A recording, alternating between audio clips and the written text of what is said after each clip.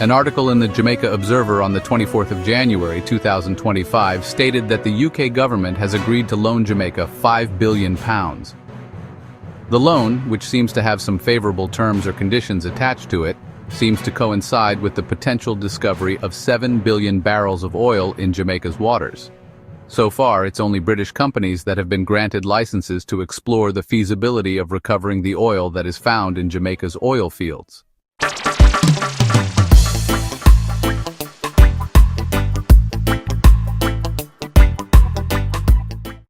I don't think there is any doubt whether or not the oil is found in Jamaican waters. The issue is to confirm the quantity of oil and, more importantly, the quality of the oil that is in Jamaican waters. Whichever way things work out with the potential 7 billion barrels of oil in Jamaican waters, I think the government is correct to accept the £5 billion from the UK government. We need that loan to sort out our infrastructure. We should even try to get at least double that amount from the UK. The government should try to double the stake and request a UK £10 billion loan from the UK instead of £5 billion. Andrew Holness has already announced £5 billion worth of infrastructure works, but there's a lot more to be done. Programs announced so far is that the government will be spending close to $1 billion in Negril and Westmoreland on a whole. The Negril airport should cost about $500 million. A water treatment plant in Negril costing $250 million. 2 beach parks and a couple more smaller projects, etc. The Northern Coastal Highway costing $2 billion, and the Southern Coastal Highway from Mandeville to Montego Bay, running through St. Elizabeth, should cost at least $1 billion.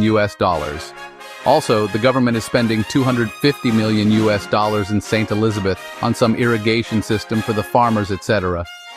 The Jamaican Observer stated that the signing of the framework agreement for the program took place Thursday night at a reception hosted by British High Commissioner to Jamaica, Judith Slater.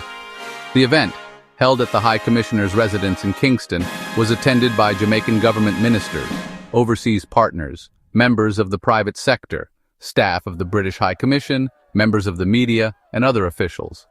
See the article in the description section of this post.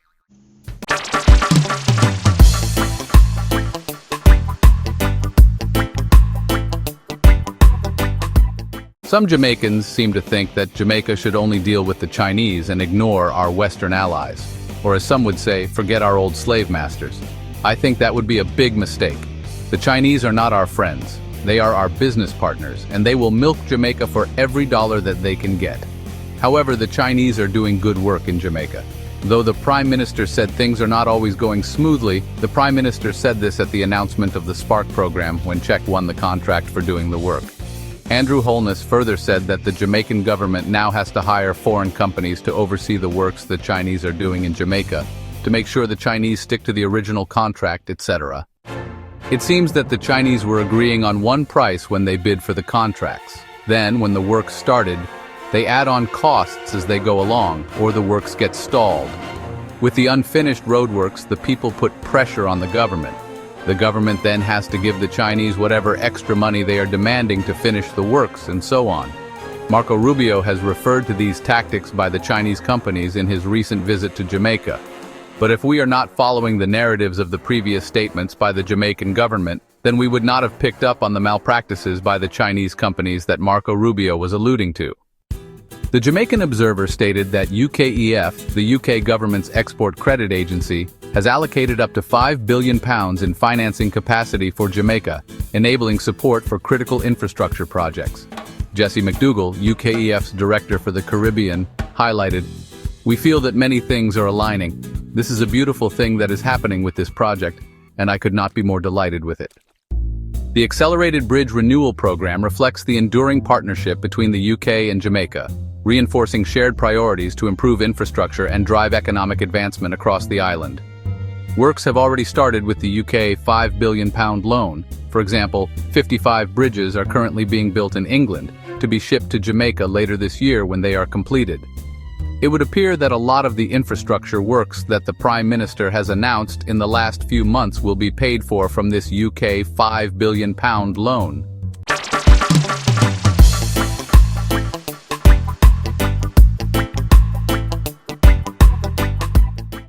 The reason why I am in favor of this UK £5 billion loan that Andrew Holness has accepted from the British government, despite our past misfortunes with the British, is because we need the infrastructure in Jamaica to accommodate 10 million extra tourists to Jamaica each year.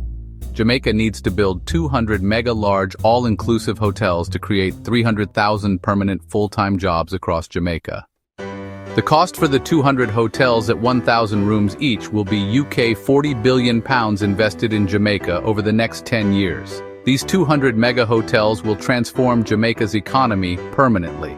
Jamaica will no longer be the poorest country in the Caribbean apart from Haiti. Jamaica will be one of the wealthiest countries in the Caribbean. The first 100 hotel franchises need to be given out immediately to be completed within the next 5 years, by 2029. Jamaica needs to start giving out franchises for clusters of hotels. That's where 10 or even 20 hotels can be placed on the same beach.